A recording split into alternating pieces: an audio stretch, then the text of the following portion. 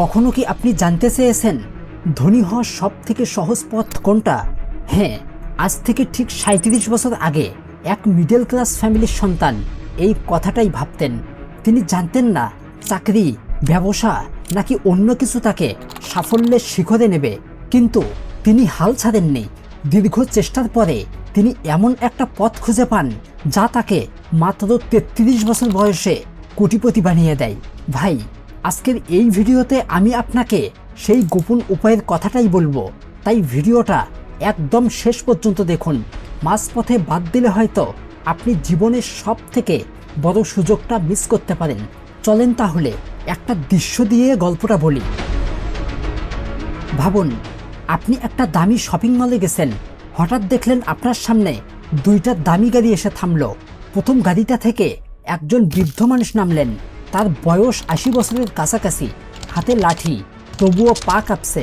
Driver তাকে ধরে কোনো মতো নামিয়ে আনছে। আপনি তাকে দেখে ভাবলেন ওনার এত দামি গাড়ি আছে ঠিকই, কিন্তু উপভোগ করার মতো শক্তি কি আছে? বাদ দিয়ে আর ওনার সারাটা জীবন কেটেছে শুধু টাকা জমাতে। আজ যখন টাকা হয়েছে তখন শরীরই সায় দিচ্ছে না। ঠিক তখনই দ্বিতীয় গাড়িটা থামলো, কিন্তু সেখান থেকে নামলো ৩০ বছর বয়সের এক টকবগে যুবক। চোখে মুখে জেদ আর আত্মবিশ্বাস। সে তার ফ্যামিলি নিয়ে হাসি মুখে শপিং মলে গেল। এখন আপনি নিজেকে প্রশ্ন করেন তো, আপনি কার মতো হতে চান? সেই বৃদ্ধ মানুষটি নাকি এই যুবকটি? অবশ্যই ইয়ারম্যানের মতোই হতে চাইবেন।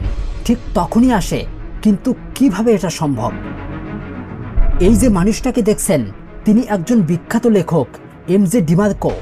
এই বিখ্যাত মানুষটা আপনার এই কাজের সহযোগিতায় এমন ৩টি ওয়ে বলেছেন যেটা আপনাকে সাকসেস বানাবেই বানাবে।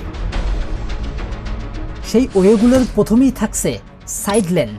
আমাদের চারপাশে এমন অনেক মানুষ আছেন যাদের কোনো ভবিষ্যৎ পরিকল্পনা নেই। তারা আজকে যা আয় করেন আজকেই তা শেষ করে দেন। প্রয়োজনে ধার দেনা করে বিলাসিতা করেন। এরা ভাগ্যের ওপর চলেন এবং শেষ জীবনে এসে অভাবের কবলে পড়েন। এদের দেখে যেন মনে হয় এরা স্রোতে ভেসে যাওয়া কচুরিপানার মতো।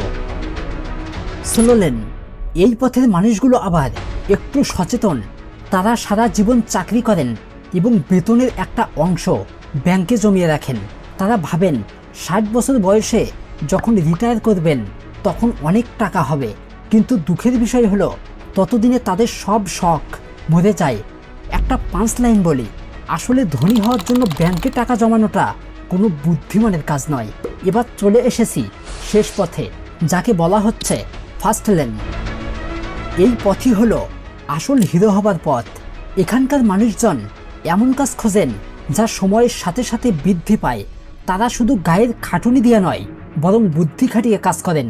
তারা নিজের একটা সিস্টেম বা বিজনেস দাঁড় করানোর চেষ্টা করেন। এরা ঘুমানোর সময়েও টাকা আয় করার কৌশল শেখেন। এখন হয়তো আপনি বলবেন, ভাই, সবার তো আর ব্যবসা করার ক্ষমতা নেই, তাহলে তারা কি করবে? আচ্ছা, তবুও থেমে যাওয়ার কোনো অপশন নেই। তাদের জন্য সহজ উপায় হলো অ্যাসেট বা সম্পদ তৈরি করা। আপনি যে কাজই করেন না কেন, সেখান থেকে পাওয়া টাকা কখনোই ব্যাংকে রাখতে যাবেন না। সেই টাকা দিয়ে এমন কিছু কিনুন যেটার দাম ভবিষ্যতে বাড়বে। একেই বলে কম্পাউন্ডিং।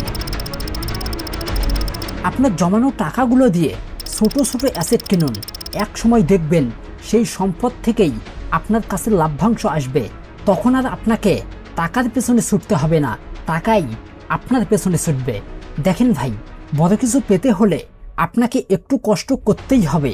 শুধু প্রথম 10টা বছর যদি আপনার শখ বিসর্জন দিয়ে সম্পদ তৈরিতে মন দেন, তবে বাকি জীবনটা আপনি ওই ল্যাম্বরগিনি চালানো যুবকটির মতো কাটাতে পারবেন।